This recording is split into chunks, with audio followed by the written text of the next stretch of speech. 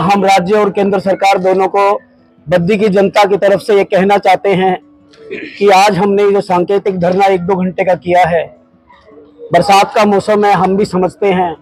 और आप काम करना चाहो तो जैसे रात में आपने 1 मिनट में काम कर दिया, सारे गड्ढे गायब कर दिए, आप काम कर सकते हो। तो इस 60 दिनों में बद्दी की जनता को इस गंदगी से ऐसा छुटकारा दिलाइए कि जो रिपेयर हो कम से कम वो काफी समय तक टिके। ऐसा नहीं है कि उसमें बड़े बड़े गड्ढे हो जाएं।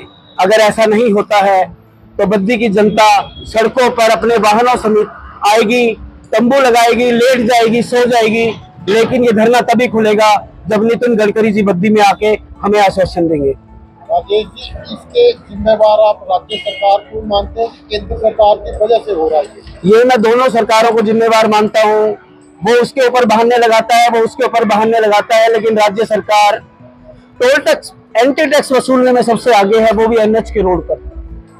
मुझे ये समझ नहीं आता कि किसी राज्य सरकार को क्या अधिकार है कि वो एनएच के रोड पे एंटी टैक्स वसूले। आप साइड के रोडों पर वसूल सकते हैं जो आपके राज्य सरकार के रोड हैं, और अगर आप एंटी टैक्स वसूलते हैं तो रोड भी बना कर दीजिए। लेकिन आप रोड बनाने से पल्ला झाड़ लेते हो, पैसा लेने से पल्ला नहीं झाड़ते। दोनों सरकारें दोषी हैं।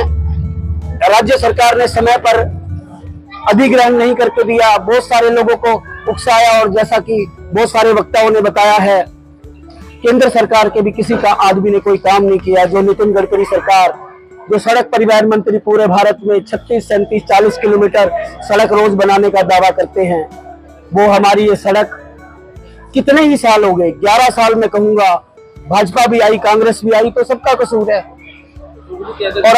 और मैं एक बात कहना चाहता हूं आप लोगों से, आप लोगों के माध्यम से, हमने दून भाजपा, दून कांग्रेस के सभी नेताओं को फोन किया, पर्सनली उनको इनविटेशन भेजा, उनको व्हाट्सएप पर भी इनविटेशन भेजा, उनको कॉल भी किया। उन सब ने कहा कि हम आएंगे। हमारी ऐसी अपेक्षा थी कि दून की जनता का दर्द वो समझते हैं, और दून की जनता का दर्द साझा करने के लिए, बंटवारा करने के लिए वो जरूर आएंगे।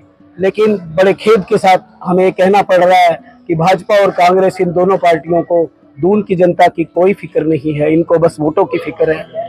और इसी बात का पूरे बीबीएन में, पूरे बद्दी में जिक्र है कि इन लोगों को बस वोटों की फिक्र है। और हमने 2-4 दिन पहले ही जनता से आह्वान किया था, जो बद्दी की टूटी सड़कें, इस व्यथा को लेकर कि हम सड़कों पर आएंगे और एक सांकेतिक धरना जो है वो हम national highway of authority of India के खिलाफ देंगे।